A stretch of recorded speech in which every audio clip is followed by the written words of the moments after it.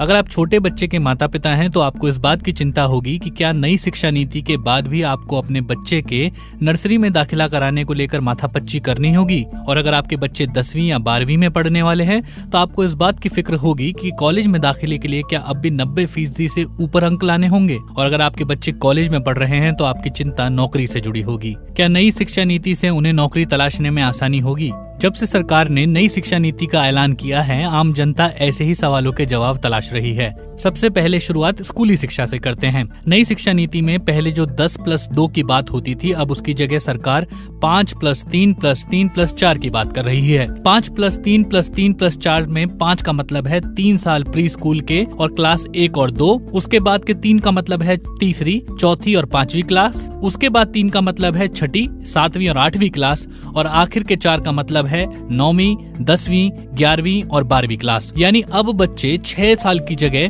3 साल की उम्र में फॉर्मल स्कूल में जाने लगेंगे। अब तक बच्चे 6 साल में पहली क्लास में जाते थे, तो नई शिक्षा नीति लागू होने पर भी 6 साल में बच्चा पहली क्लास में ही होगा, लेकिन पहले के 3 साल भी अब फॉर्मल एजुकेशन वाले ही होंगे। प्ले स्कूल के शुरुआती साल भी अब स्कूली शिक्षा से जुड़ेंगे। इसके अलावा स्कूली शिक्षा में एक और महत्वपूर्ण बदलाव है भाषा के स्तर पर। नई शिक्षा नीति में 3 लैंग्वेज फॉर्मूले की बात की गई है, जिसमें कक्षा 5 तक मातृभाषा, लोकल भाषा में पढ़ाई की बात की गई है। साथ ही ये भी कहा गया है कि जहां संभव हो वहां कक्षा 8 तक इसी प्रक्रिया को अपनाया जाए। संस्कृत भाषा के साथ साथ तमिल, तेलुगु और कन्नड़ भाषा में पढ़ाई पर भी जोर दिया गया है। सेकेंडरी एजुकेशन में स्कूल चाहें तो विदेशी भाषा भी विकल्प के तौर पर दे सकते हैं। स्कूली शिक्षा में तीसरी बात बोर्ड परीक्षा में बदलाव से जुड़ी है। पिछले 10 सालों में बोर्ड एग्जाम में कई बदलाव किए गए। कभी 10वीं की परीक्षा को वैकल्पिक किया गया, कभी नंबर के बजाय ग्रेड्स की बात की गई। लेकिन अब परीक्षा के तरीके में बदलाव की बात नई शिक्षा नीति में की गई है।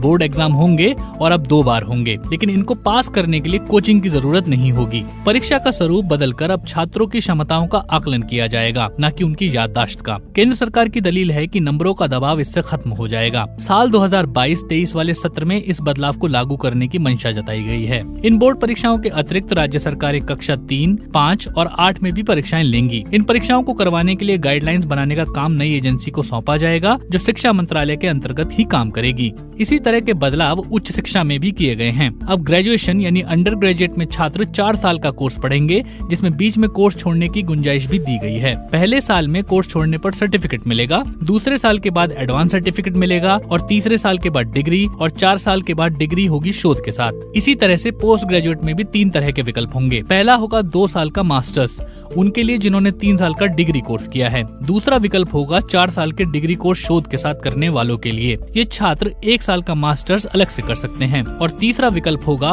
5 साल का इंटीग्रेटेड प्रोग्राम, जिसमें ग्रेजुएशन और पोस्ट ग्रेजुएशन दोनों साथ ही हो जाएं। अब पीएचडी के लिए अनिवार्यता होगी 4 साल की डिग्री शोध के साथ। एमफिल को नई शिक्षा नीति में बंद करने का प्रावधान है। उच्च शिक्षा में स्कॉलरशिप के लिए नई शिक्षा नीति में प्रस्ताव है। इसके लिए नेशनल स्कॉलरशिप पोर्टल के दायरे को और अधिक व्यापक बनाने की बात कही गई है। प्राइवेट संस्थाएं जो उच्च शिक्षा देंगी उनको 25% से लेकर 100% तक स्कॉलरशिप अपने 50% छात्रों को देना होगा। ऐसा प्रावधान भी इस नई शिक्षा नीति में किया गया है। उच्च शिक्षा संस्थानों को ग्रांट देने का काम हायर एजुकेशन ग्रांट्स कमीशन करेगा। इसके अलावा इन संस्थानों के अलग अलग विभागों के लिए नियम, कानून और गाइडलाइंस तैयार करने की जिम्मेदारी भी होगी।